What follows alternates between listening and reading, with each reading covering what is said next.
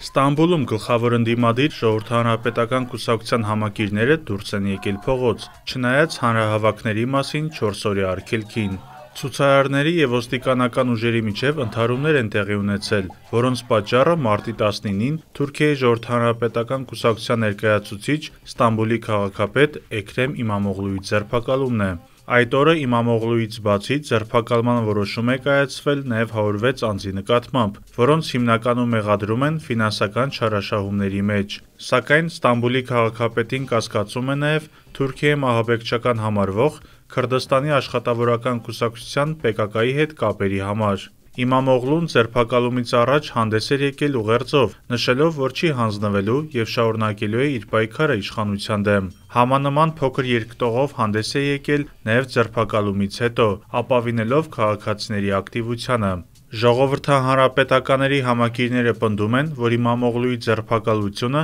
քաղաքական նկատառումներով է պայմանավորված, քանի որ տարածված կարծիքների համաձայն İmamoğlu'n 2028-ին սպասվող նախագահական ընտրապայքարում համարվում է այդ պաշտոնի գլխավոր հավակնորդներից մեկը։ Քեմալականների առաջնորդ Özgür Özelը, որի կուսակիցն է İmamoğlu'n, տեղի ունեցած իրադարձությունները անվանել է, մեջբերում եմ, հեղաշրջման փորձ ապագա նախագահի դեմ։ Ըստ այդ տրամաբանության İmamoğlu'n լինելու է Թուրքիայի հաջորդ ղեկավարը։ Կուսակցությունը հիմնավորելով այդ թեզը բերում է տարբեր սոցիոլոգիական հարցումների արդյունքներ։ Թուրքիայի նախագահ Ռեջեփ Թայիփ Էրդողանի աշխատակազմը իդեմս հանրային կապերի պատասխանատու Ֆահրեթին Ալթունի ընդդիմությանը մեղադրել է Ստամբուլի քաղաքապետարանի դեմ հետաքննությունը քաղաքականացնելու փորձերի համար։ Իշխանությունից նշում են, որ դատական իշխանությունը լրիվ անկախ է և կոչ են արել ընդդիմադիրներին հարգել դատական որոշման գործողությունները։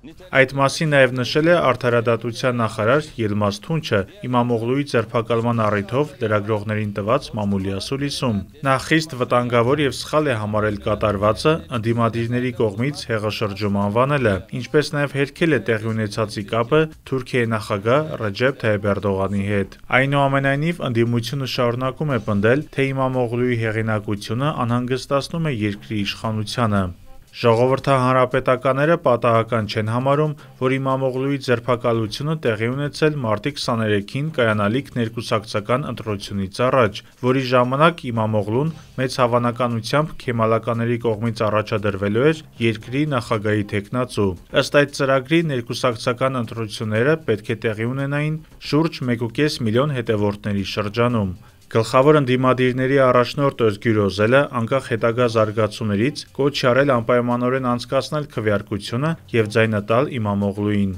Սակայն Ստամբուլի քաղաքապետի երկրի նախագահ դառնալու ճանապարհին կա ևս մեկ կարևոր արգելք։ İmamoğlu'ի ձերբակալումից առաջ Ստամբուլի համալսարանը չեղարկել էր նրա բարձրագույն կրթության դիպլոմը, ավելի ճիշտ այն անվավ էր ճանաչել, այնինչ ըստ Թուրքիայի սահմանադրության բարձրագույն որակավորման փաստաթղթի առկայությունը պարտադիր պայման է երկրի նախագահի պաշտոնում առաջադրվելու համար։